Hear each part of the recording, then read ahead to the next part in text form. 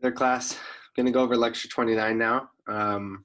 And let's see, we have 2 more lectures until exam 3. So I think exam 3 goes through lecture 31. And then I'll post an exam review before exam 3, like I did for the last 2 lectures as well. Okay.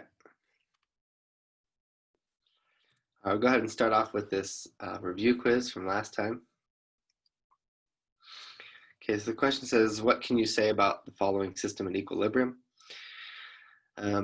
So we talked about last time how using Kc, a value for Kc, we can tell if the equilibrium is going to favor mostly reactants, mostly products, or have a similar amount of both. So if Kc is around 1, we said, then it was going to be a significant or a similar amount of both reactants and products. So 2 is close to 1, so that would be our answer for this one. And when I say close to 1, I mean within like a factor of 10. So like basically if Kc equals 10 or above, it's going to favor products. If it equals 0.1 or below, it's going to favor the reactants. So since this is close to 1, we're just going to say that it favors, or it's significant amounts of both reactants and products. Again, a high Kc, so like 10 or something, would mean you have more products, right? If this number is bigger, then Kc is bigger. And then a low Kc, like 0.1 or lower, would favor reactants significantly. Okay. All right, so let's go over this example. All right, we've talked about this before, but just as a review, so Kc for this one equals 2. And remember, there's no units on Kc. And so this is the reaction that we're talking about here. If the equilibrium concentrations of nitrogen hypobromite, I think would be the best name for that one, and nitrogen monoxide here. Sorry, I'm just trying to think about how to name this one. I don't know if I used the correct name, but anyway, we don't talk about naming when there's 3 non-metals, basically. So the nitrogen monoxide, the concentration is 0.80. What is the equilibrium concentration of bromine?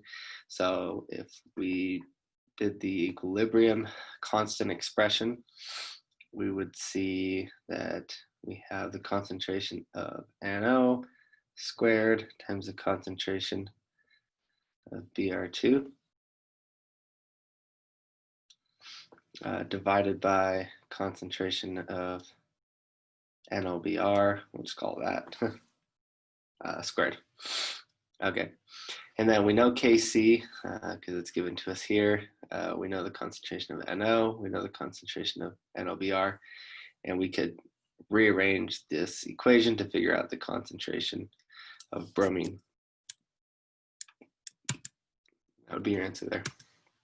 So what we're going to talk about today is once a reaction comes to equilibrium and something happens to that reaction, so either you add more product or you add more reactant or you heat it up or something like that, how does the equilibrium shift? So a reaction, you can start a reaction, it comes to equilibrium, and then you induce some kind of stress on the reaction. We'll just use that word stress to signify like an event.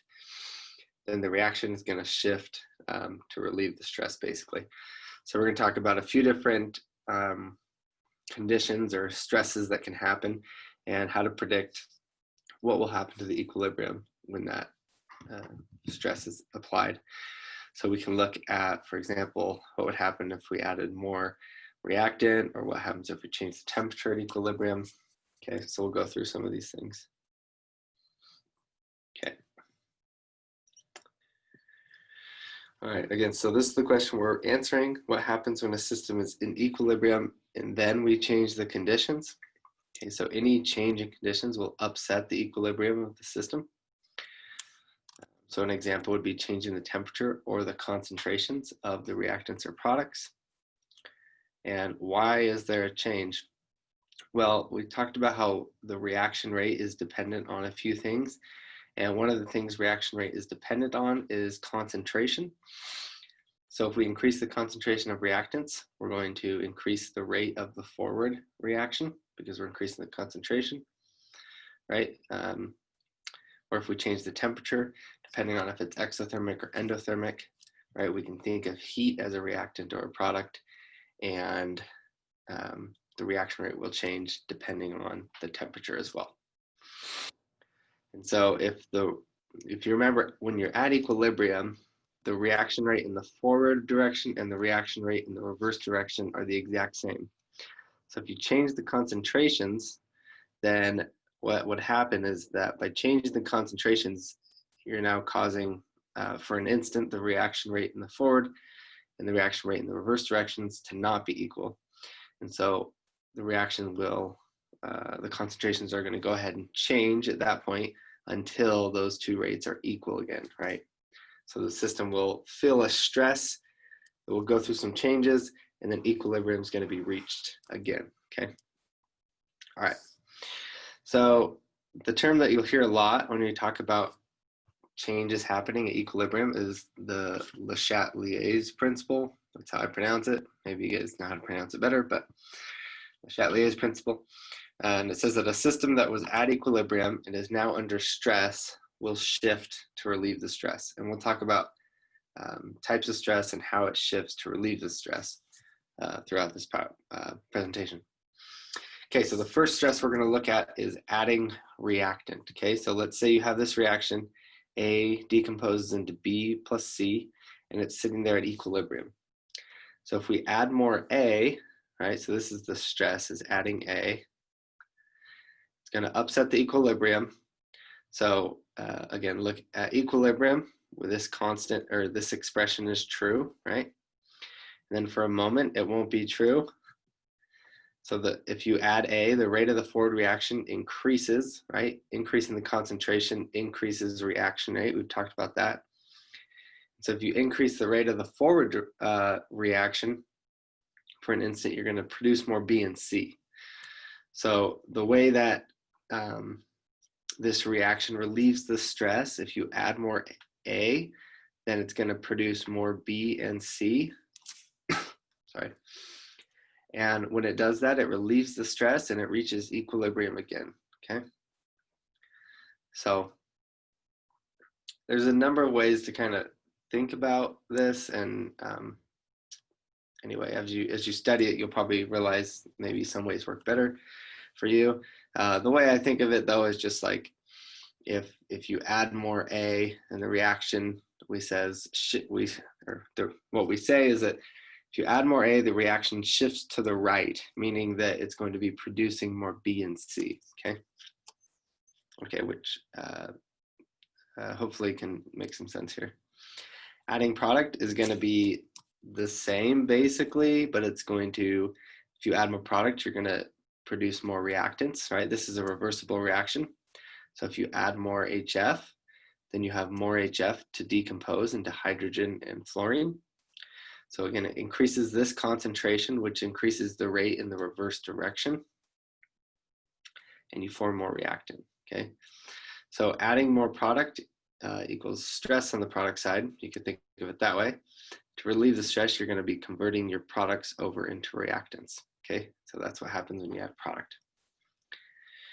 Like you might hear the term shifts to the left. So if you add product, the reaction is going to shift to the left. It's going to create more reactants. Okay. All right. So in summary, we talked about adding reactant or product to a reaction at equilibrium. If we add reactant, so if we add reactant on this side, the reaction is going to shift to the right and produce more product. If we add product, the reaction is going to shift to the left and produce more reactants. Okay. All right, go ahead and take this quiz at this point. Let's see how you're doing. Okay, so it says a saturated solution of strontium chloride contains the following equilibrium. What happens if sodium chloride is added to the solution? Okay, so when we add sodium chloride, again, these are aqueous, so this is in water. If you add sodium chloride to water, sodium chloride is soluble, so it's immediately going to split up to sodium and chloride ions. So we're not really concerned with sodium because it's not present in the reaction that we're concerned with. But if we add sodium chloride, what we're really doing is adding chloride ions. So if we add chloride ions, right, we're adding product. By adding product, the reaction is going to shift to the left and produce more reactant. So you can say that more strontium chloride is going to be produced, right? So A says nothing happens, which isn't true. More strontium chloride dissolves. This is a solid, so it's not going to dissolve in water anyway. Strontium chloride precipitates out of solution, and that's what happens, right? Strontium chloride is a salt, or sorry, it is a salt, but it's a solid in water because it's not soluble, and so it's going to be precipitating out of the solution. Okay, and then solid sodium chloride precipitates doesn't make sense because sodium chloride is soluble, so it's not going to precipitate in solution. Okay. Okay, so now let's look at removing reactants or removing products. First, we'll look at removing reactants. So if you remove reactants from the reaction mixture, you decrease the collisions between the reactants, and you decrease the reaction rate in the forward direction, right? If you make the concentration go down now, you're decreasing this reaction rate, and so the reaction actually shifts to the left. Okay, so before we said if you add reactant, it's going to shift to the right. Then the opposite's true. If you lose reactant, the way I like to think about it is like if you lose reactant, then the reaction is going to shift to the left to replace some of the reactant that was lost. Okay. All right. If you remove product, you're going to have a very similar thing, right? You remove product on the right side, the reaction is going to shift over to replace some of that product. So the reaction shifts towards the products if you remove product. Okay, so now we're going to look at the effect of changing the volume on a reaction. Okay, so if you change the volume of a reaction, you're really changing the concentration of both the reactants and the products. So the question you need to answer is which side is stressed more, and how is the reaction going to accommodate that stress to the equilibrium? So the Chatelier's principle, you could just memorize this and you'd be fine. But it says like when you decrease the volume, the side with the more moles of gas is stressed, and the equilibrium shifts towards the side with fewer moles of gas. Okay, so you can always just remember that if that is easier for you. Decreasing the volume shifts the equilibrium towards the side with fewer moles of gas. The way I like to think of it is relating to how we talked about adding product or adding reactant. I think it's always easier to kind of relate it back to that, and then you don't have to memorize this. But so what I would say, the way I would solve this is, let's say the question says, what happens to the following reaction at equilibrium if you decrease the volume of the container that the reaction's happening in? So on the left side of this equation, so for our reactants, we have 4 moles of gas, right? We have 3 moles of H2 and 1 mole of nitrogen. So 4 moles total, and let's just say it's happening in a 1 liter container. That means our concentration on the left side is 4 molar.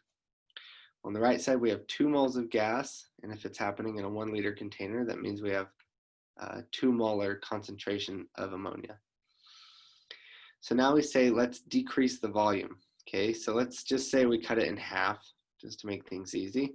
So now we have 4 moles per 0.5 liters. That's going to bring our concentration up to 8 molar. And if we decrease the volume by half over here on the product side, that's going to bring our concentration up to 4 molar. So that's a difference of 2 molar on the right side and 4 molar on the left side, right? So if we look between the reactants and the products, the left side goes up by 4 molar and the right side goes up by 2 molar. So the left side, or the reactants, in relation to the products went up more, right? As a net, the reactants went up. And we talked about before, if you increase the reactants, you're going to shift the reaction towards the right and produce more products.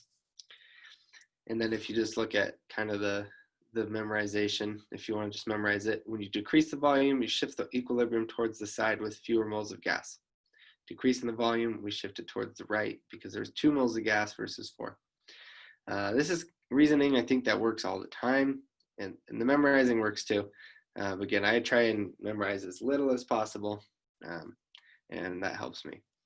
So the left side has more moles, the right side has fewer moles, and the reaction is going to shift towards the side with fewer moles if you decrease the volume. Increasing the volume is just the opposite. Okay, if you increase the volume, it's going to shift towards the side with the more moles of gas. And we could do a similar analysis we did last time. Well, I'll just go ahead and do it because it doesn't take that long. Okay, so let's say, again, we have 4 moles in 1 liter. That gives us a 4 molar concentration on the left. And 2 moles in 1 liter gives us a 2 molar concentration on the right. If we increase the volume, let's say we like double the size of the container, 4 moles for every 2 liters now, that would give us a 2 molar solution. And on the right side, 2 moles in 2 liters would give us a 1 molar solution. So this decreases now by 1 molar, and this one decreases by 2 molar. So overall net, we have the reactants are decreasing more than the products. The reactants are decreasing, so the reaction is going to shift to the left to accommodate that decrease in reactants like we've talked about before as well. Okay, so let's look at this example. So the slide says previous example. This is actually a quiz question that I had earlier in the PowerPoint, but I didn't feel like we had enough information at that point to answer it. So if you want to pause at this point and try and answer this question using kind of the same ideas that we just talked about, go ahead and try and do that. Okay, so let's walk through this. So let's say you add 100 milliliters of water. Now, if you look at this reaction, on the left side, we have a solid. This is insoluble in water. And then on the right side, we have aqueous ions, which are soluble. So we have 0 moles of solutes on the left and 3 moles of solutes on the right. So if we increase the volume, again, if you remember Le Chatelier's principle, it just says if you increase the volume, the equilibrium will shift towards the side with the more moles of solutes or gases. They behave similarly when you're talking about volume. So it's going to shift over to the right, okay? That causes more calcium fluoride to dissolve, basically. Another way to look at it, you could just look at the equilibrium constant expression, okay? So you're going to take the number of moles, again, so broken down, the concentration of calcium ions is going to be the number of moles of calcium ions divided by the total volume. And then since this fluoride is squared, you're going to have the number of moles of fluoride squared over the volume squared, okay? And combining those two expressions, you could say Kc equals the number of moles of calcium plus the number of moles of fluoride squared divided by the volume cubed, okay? All right. So you can see that if you increase volume, you also have to increase the number of moles of calcium and fluoride to maintain the same equilibrium constant. All right. I don't expect a lot of people to go through this kind of derivation. I think it's just easier to either memorize it or think of it the way I talked about with the moles of gas shifting. If you really like this and it makes a lot of sense, throw this in here to help you out with that. But if this makes no sense to you and all these little numbers just give you anxiety, just move past it. You don't need it if you understand this part. Okay. Okay, so now I'll talk about the effect of adding a catalyst to the reaction. So when you add a catalyst, we talked about how it lowers the activation energy of the reaction, right? So in the forward direction, it's easier to move from reactants to products. So it increases the rate of the forward reaction. By lowering the activation energy, it also lowers the activation energy in the reverse direction, and it increases the rate of the reverse reaction. So if you add a catalyst to a reaction at equilibrium, it's going to have no effect on the equilibrium concentrations. Okay, there's going to be no shift in equilibrium because it has an equal effect in the reverse and the forward directions. Okay. Okay, so I think this is the last variable we'll talk about, and that is temperature. So what happens if we add or remove heat from a reaction? So for an endothermic reaction, we've talked about how heat can be treated as a reactant, okay? And so this is, again, the easiest way to think about these is the reaction's endothermic, just put the delta H for the reaction, right? The amount of heat that it absorbs in as a reactant. And then we can see that if we remove temperature, then the reaction shifts to the left, right? This is the same arrows that we talked about with just adding or removing product or reactant. And if you increase temperature, right, it's going to shift to the right. By basically you're just adding reactant, it's going to make more product. Okay. So then for an exothermic reaction, you can treat heat as a product. Similar idea, if you remove product, the reaction is going to shift to the right to accommodate that. Or if you add product, it's going to shift to the left to relieve that stress as well. Okay. All right, so go ahead and pause the video and try this quiz out. Okay, so we have this reaction shown here. The question says, a high temperature favors nitrogen dioxide and a low temperature favors dinitrogen tetroxide. What does this tell us about the reaction? Okay, so we know that if we increase the temperature, the reaction shifts to the left, right? So it would make sense if we threw in heat here, by increasing temperature, the reaction is going to shift over to the left. If we decrease temperature, it would shift to the right, which says here low temperature favors N2O4. So we can see that heat is a product of a reaction, which means it's an exothermic reaction. Okay. It's just applying those ideas in kind of a different viewpoint. Okay, so in summary, this is really all you need to know, okay, from this whole PowerPoint. So we looked at if we affect the concentrations, so adding or removing reactant, adding or removing product. And it says basically how to read this chart. It says if you add reactant, it's going to shift to the right, it's going to move forward. If you remove reactant, it's going to go to the left or reverse. Okay, and that's how you would read this chart. So if the volume decreases, it shifts towards the side with fewer moles in the gas phase or aqueous solutes as well. So either gas or solutes if they're in the aqueous phase. And then temperature depends. If it's an endothermic reaction, there are set. Raising the temperature moves it in the forward direction. If it's exothermic, raising the temperature moves it in the reverse direction. And then a catalyst has no effect, okay? So you could just memorize this table if that's how you like to roll. If you like to just kind of remember like adding reactant shifts it to the right. And using kind of the arrows, you can walk through it with some of the other ways I showed you throughout the PowerPoint, okay? But just practice these and I think you'll kind of start to see like in your head how changing these conditions can affect the equilibrium on a reaction. All right, so just as a summary, try and answer this quiz question. There's going to be, there's 5 sets of conditions here. So this reaction is sitting at equilibrium and then the question's asking if you add NO, what's going to happen, okay? Or if you add NO2, what would happen? So go ahead and pause the video and try and answer all these real quick. Okay, so if you add nitrogen monoxide, that's a product. Remember, if you add product, the reaction would shift to the left and create more reactant. So it should shift to the left, so number 2, or towards the reactants. If you add reactants, right, the reaction should then shift over to more products. So shift towards the right or to the products. Lowering the temperature. So to answer this one, we need to first figure out if it's an endothermic or exothermic reaction. So delta H is positive, which means this is an endothermic reaction. So we can put heat here as a reactant, okay?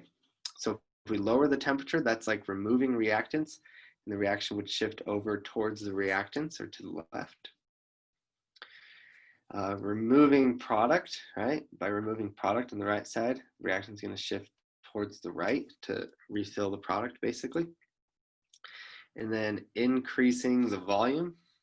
Okay, so we have 2 moles of gas on the left side, and we have 3 moles of gas on the right side, right? So when you increase the volume, you're going to shift the equilibrium towards the side with the more number of moles of gas or solutes. Okay. All right. I think that will do it for this lecture. So go ahead and keep practicing those. That chart basically sums up the whole PowerPoint and what you need to take from this. And in the next lecture, we're going to start moving into acids and bases, which I think is one of the more exciting and applicable topics that we get to talk about. So that'll be fun. All right, we'll catch you next time.